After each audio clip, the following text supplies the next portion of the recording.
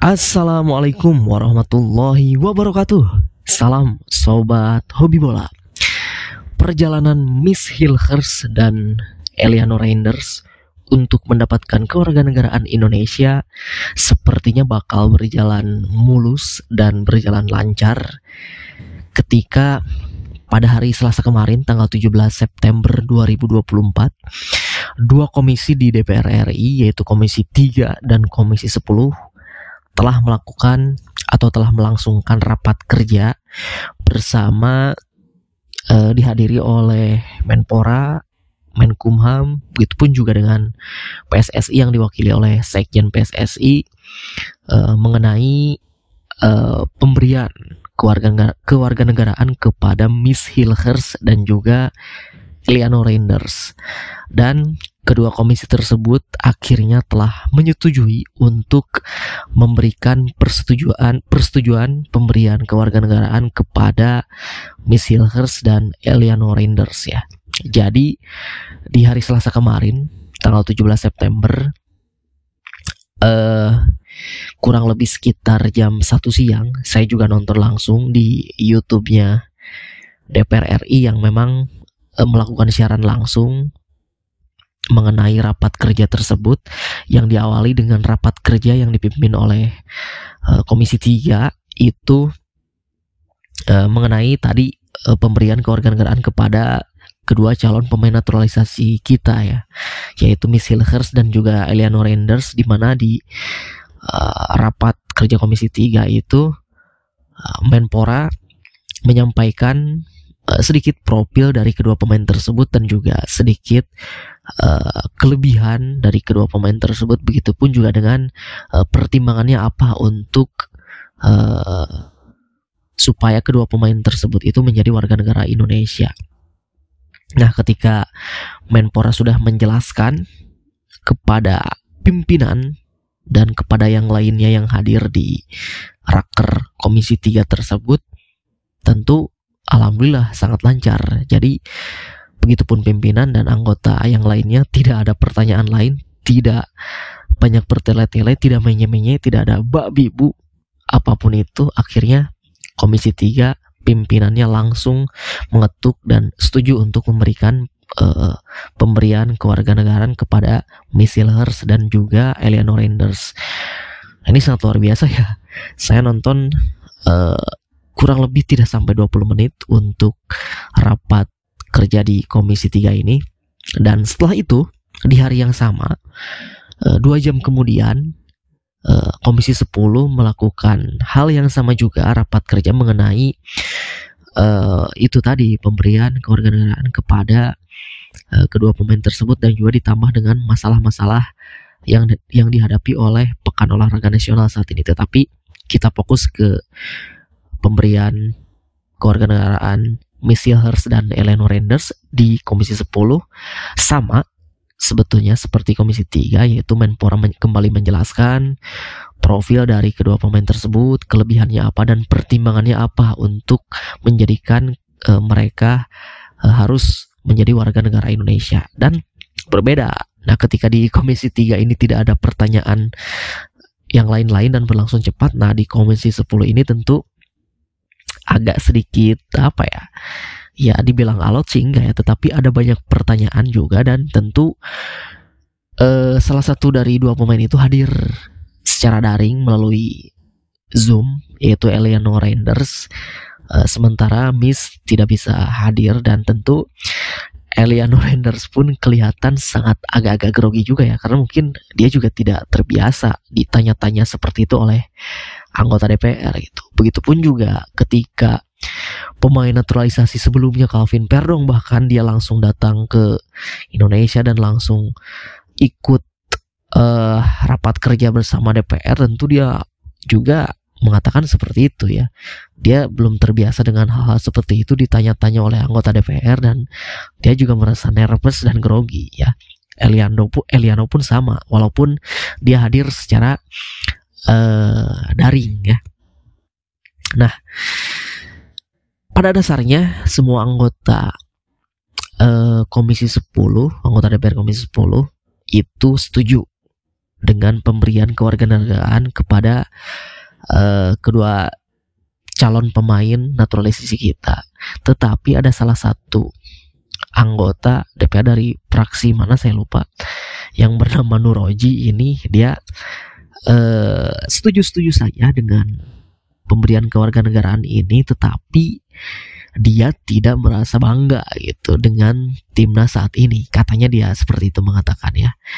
Dia tidak merasa bangga dengan timnas seperti ini yang komposisinya ini hampir satu skuad itu penuh dengan pemain naturalisasi, katanya begitu. Dan juga dia tidak tidak larut gitu dalam euforia prestasi timnas saat ini, karena memang tidak ada akamsi di situ, katanya begitu. Dan juga menurut dia nasionalisme ini adalah harga mati. Ya, kalau bicara nasionalisme, dia mungkin tidak lihat ya, si Bapak Nuroji ini tidak lihat beberapa kali timnas akhir-akhir ini bertanding.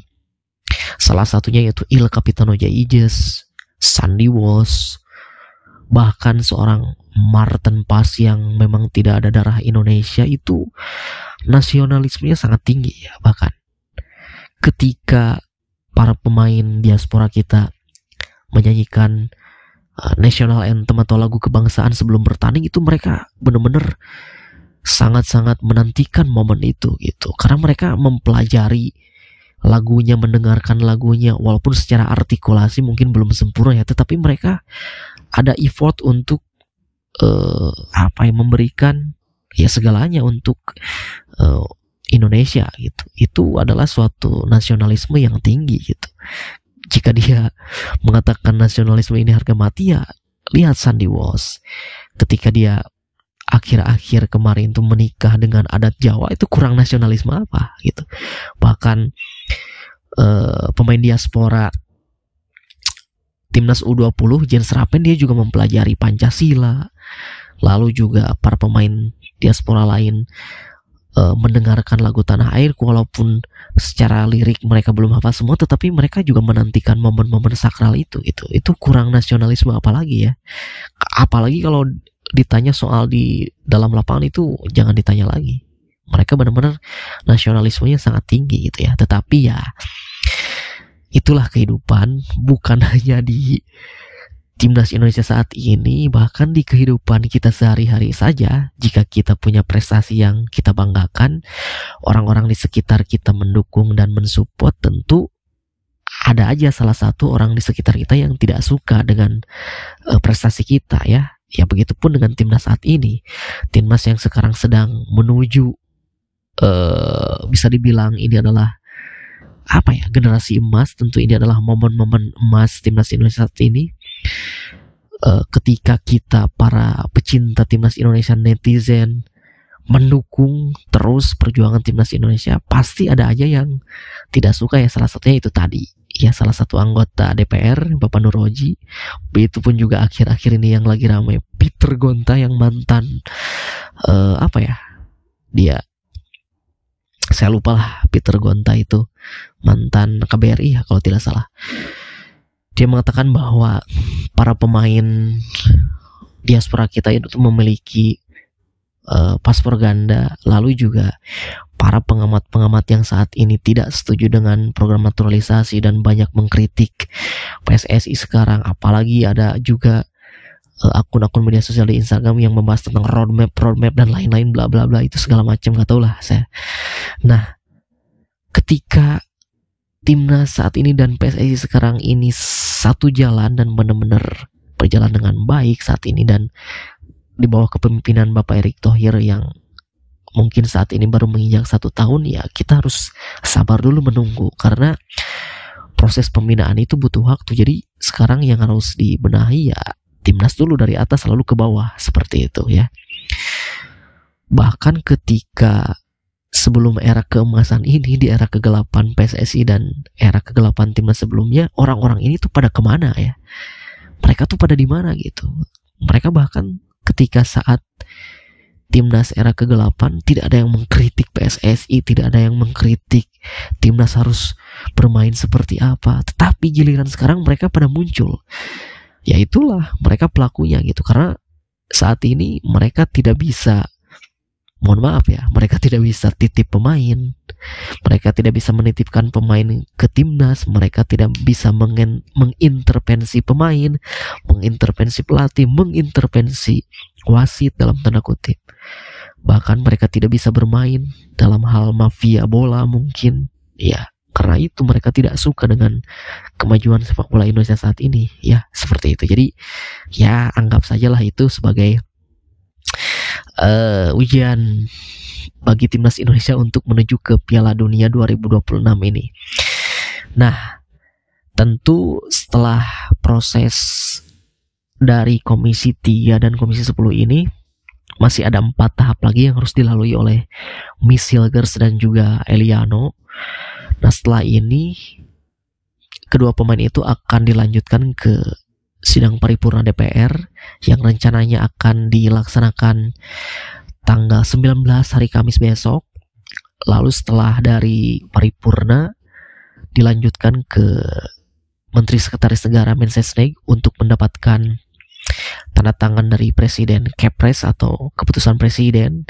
Dan setelah itu mereka akan disumpah, dan setelah resmi mendapatkan warga negara Indonesia, mereka langsung dilakukan alih federasi atau perpindahan federasi. Nah, seperti itu. Dan tentu ini ada hal yang menarik ya. Rencananya proses pengambilan sumpah Miss Hilgers dan juga Eliano Reinders ini itu akan dilaksanakan di KBRI Belanda di Den Bosch ya. Apakah itu bisa? Ya bisa, sah-sah saja. Memang berbeda dengan para pemain diaspora yang sebelum-sebelumnya seperti Jai Ijes, Calvin Verdong, Sandy Walsh dan lain-lain. Itu mereka melaksanakan sumpah langsung di Indonesia, di Jakarta ya, di Kanwil Kemenkumham Jakarta. Tetapi untuk kedua pemain yang sekarang ini, proses pengambilan sumpah WNI mereka itu akan dilaksanakan di KBRI Belanda di Den Bosch. Dan Menkumham ini rencananya akan mengutus Dirjen AHU, yaitu Administrasi Hukum Umum, untuk menjalankan tugasnya untuk menggelar sumpah kepada kedua pemain ini gitu nantinya. Nah, ini tentu sangat-sangat luar biasa ya dukungan dari pemerintah kepada kedua pemain ini, karena memang target dari PSSI ini sangat-sangat cepat untuk proses naturalisasi kedua pemain ini, yaitu sebelum tanggal 24 September ya, karena di tanggal 24 September ini adalah pendaftaran terakhir pemain timnas untuk kualifikasi Piala Dunia Zona Asia Round 3 di FIFA Matchday bulan Oktober mendatang, itu ketika kita akan bertandang ke Bahrain dan Cina. Dan tentu kita tahu bahwa di 2 pertandingan berikutnya ini kita berpotensi untuk mendapatkan poin penuh di 2 pertandingan tersebut. Maka dari itu PSSI ingin gercep melaksanakan proses naturalisasi kedua pemain ini supaya benar-benar bisa memperkuat kedalaman dari skuad timnas Indonesia asuhan Sintayong. Banyak yang bilang ya, kenapa harus pemain belakang lagi? Ya memang saat ini kita kebanyakan pemain belakang ya, bagus itu untuk kedalaman skuad. Kenapa tidak pemain depan? Karena ketika netizen banyak yang bilang di beberapa pertandingan terakhir, khususnya di pertandingan terakhir melawan Arab Saudi dan Australia, netizen mengatakan bahwa lini serang kita kurang. Bukan lini serang kita yang kurang, tapi kita lihat di pertandingan terakhir ketika melawan Australia itu sebetulnya bukan lini serang yang kurang, tetapi transisi dari bertahan ke menyerang itu yang kurang gitu. Karena memang suplai bola ke lini depan pun ya sangat kurang, karena memang lini tengah kita tidak jalan. Nah, yang mesti harus diperbaiki adalah transisi dari bertahan ke menyerang. Ketika kita melakukan counter attack itu harus diperbaiki ya. Bukan berarti lini depan kita kurang, karena Sintayong sudah mendatangkan pelatih striker Yom Ki-hoon dan terbukti langsung dikatakan oleh Ramadan Sananta bahwa dengan kedatangan Yom Ki-hoon ini tentu dia sekarang menjadi lebih ya percaya diri lagi di lini depan ya, seperti itu. Mudah-mudahan proses naturalisasi dari Miss Hilgers dan Eliano Reinders ini selesai hingga alih federasi sebelum tanggal 24 September mendatang ya. Kita kawal terus, kita dukung terus, dan mudah-mudahan semuanya lancar ya. Itu saja dari saya, terima kasih. Sampai jumpa lagi di video selanjutnya.